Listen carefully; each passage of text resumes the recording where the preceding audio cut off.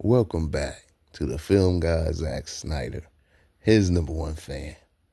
Today, I wanted to go ahead and give my Zack Snyder's Justice League review. My Zack Snyder's Justice League review, you guys know already. Greatest comic book film of all time. Right next to Batman vs. Superman: Dawn of Justice. Zack Snyder's Justice League's tone is what carries. It's what I love about Zack Snyder, and it's what I love about DC films. It's mature, it's grounded, it's mythical. Oscar winner Chris Terrio wrote it along with Will Beall, Zack Snyder.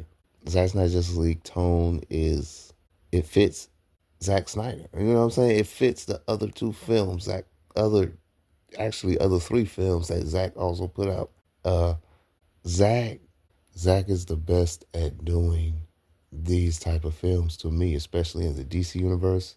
Even outside of DC, I love his films. I love what he do. I love his style. Then you add his style plus DC, it's automatic all time. Great experience for me. As far as all of the characters in Zack Snyder's Justice League, epic. All of the heroes have their own journey. They have to overcome their own. They have to overcome their own fears and shortcomings, and they all have to come out of the shadows. That's a lot. People don't realize about the first 2 hours of Zack Snyder's Justice League. The first 2 hours of Zack Snyder's Justice League is all character development for the whole universe, for our heroes and our villains. That's a whole 2 hours straight of just character development, build up, action, before the League even go on their first mission. You know what I'm saying? That's why I love Zack Snyder. He just hits every nail, everything I would want on the head, Like all these characters coming out of the shadows, getting over their burdens and coming together as a team. From Cyborg, his relationship with his father, Wonder Woman, coming out of the shadows after 100 years in Batman vs. Superman. Flash, he has to worry about having his powers and getting his father out of prison. Batman has to get over his manipulation by the hands of Lex Luthor in Batman vs. Superman, and to make what he promised Superman on his grave, he promised to make right. Aquaman, look at his journey. Aquaman didn't want to join the Justice League. Cyborg didn't want to join the Justice League. It took 3 different conversations for Aquaman to join the Justice League. That's what you call character development. Of course, Steppenwolf, Darkseid, the Sod, and a cameo from Granny Goodness. Zack Snyder really gave us 4 new guys. It's mind-blowing, man. Because back in the day, I did not expect Darkseid and the new guys to be in Zack Snyder's Justice League. I thought it was just Steppenwolf. I did not expect Darkseid, and back in 2017 leading up to Justice League. So Zack had all this evidence hidden from us the first time around, when we thinking, oh, we just gonna see Steppenwolf, he gonna invade Earth with parademons. That's how linear the Justice League 2017 build-up was. We didn't even know until this fan base exposed it. Hey, Darkseid is in this movie. More new guys is in this movie. I remember finding that out. I was like, wow. Now I see why I only saw the theatrical version of Justice League once. Because I thought they were going to give us at least a remnant of what Zack gave us. But no. I thought they were going to give us at least a little bit of what Zack filmed. No. But yeah, Zack Snyder's Justice League, man, had everything to me. Like, just everything. Like, and if people don't realize, Zack Snyder's Justice League had 8 major action sequences. 8 major. They had the opening sequence with Wonder Woman versus the terrorists. Then we had Queen Apollo and the Amazons versus the parademons on Themyscira. Then we had Aquaman, Mera versus Steppenwolf and the parademons. Then we had the tunnel sequence, epic action everywhere, up and down the tunnel, like it's just epic. Wonder Woman saving Flash, Cyborg hopping into the Nightcrawler, Wonder Woman putting up a good fight versus Steppenwolf. Shit just epic, man. Then you got the Justice League versus Superman. Epic. Justice League versus Superman. Way more footage than the shitty theatrical. Way better ending than the shitty theatrical. You know what I'm saying? Then you got the Justice League on their way to the to Steppenwolf, killing 100+ parademons. People don't realize that the League literally killed. Batman killed like at least 70, 80 on his own with the Batmobile. He killed at least 80. Yet alone all of the other parademons the League killed on their way to Steppenwolf. And then the final battle versus the League versus Steppenwolf. You get that battle. And then you get Superman coming in. That's 8 major action sequences in a 2017 film. All long, detailed action sequences. That's why I fuck with Zack Snyder. That's why I love Zack Snyder. You know? This movie just epic. And then Superman's resurrection. It's just Superman's journey. People thought it was a bad idea to kill Superman off only in the second film. But people don't have the longevity that Zack Snyder does of multi-films, multi-years, which was planned.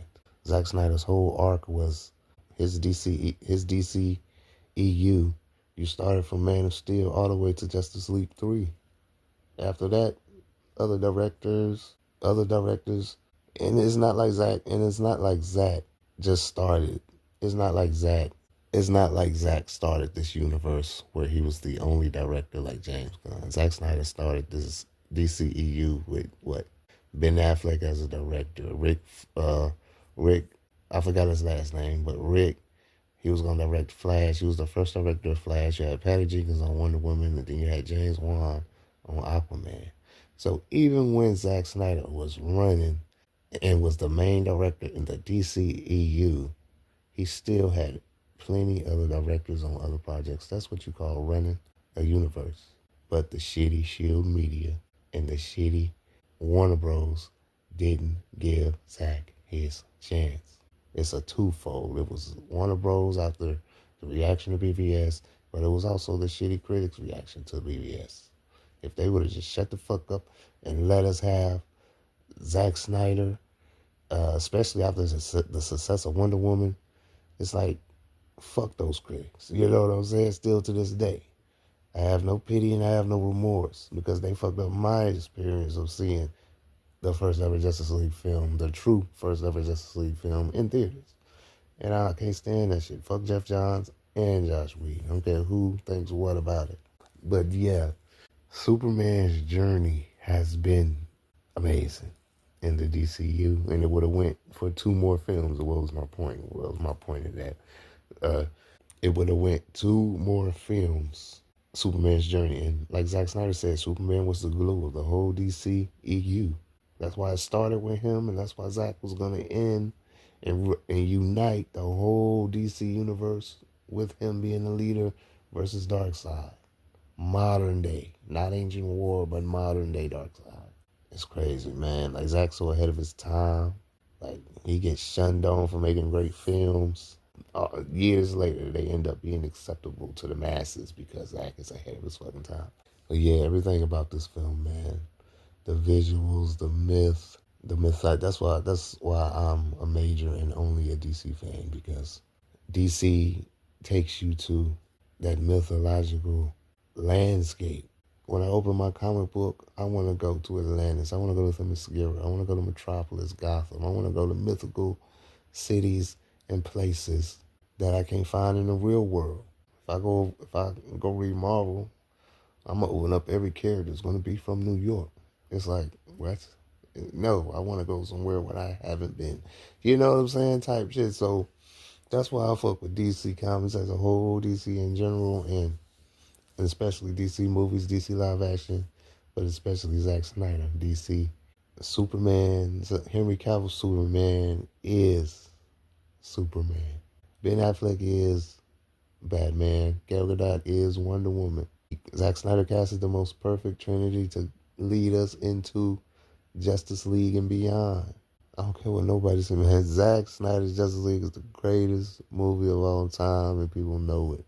And actually, y'all remember on Rolling Stone, it was #1 of the greatest comic book movie of all time. But the shitty haters and Shills, Feige, people on the other side, of course, bumped it. Called Rolling Stone, bumped it all the way down to #50. Bullshit.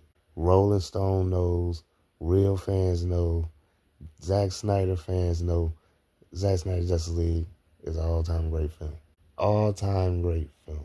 Avengers Doomsday has to top Zack Snyder's Justice League. And I say that only because now we finally get the real response from the Russo brothers to Zack Snyder. Before, they put out the shitty theatrical. Right after that, they had Endgame and they had Infinity War and Endgame.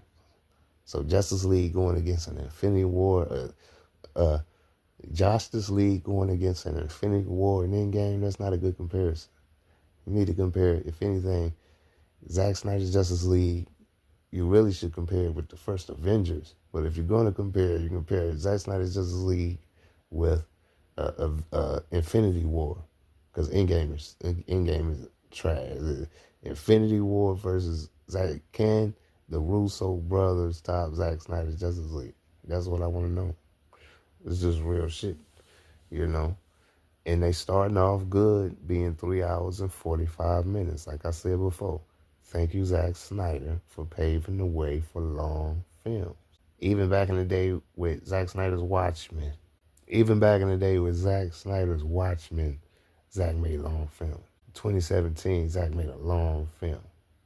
Shitty studio fucked it up. 4 years later, we get Zack Snyder's Justice League, a long film. You can't fuck with Zack Snyder, man. Like, comment, subscribe. I'm so looking forward to the future of the Snyderverse, the future of Justice League 2 and 3. You can't get no better than Zack Snyder and his whole team. When I mention Zack Snyder, I mean him and his whole team.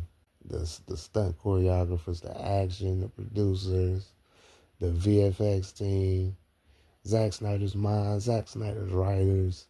That team together can run fucking Hollywood by themselves. You know what I mean, but come on, man. Like, comment, subscribe. We not stopping. Zack Snyder's Justice League review. See you next.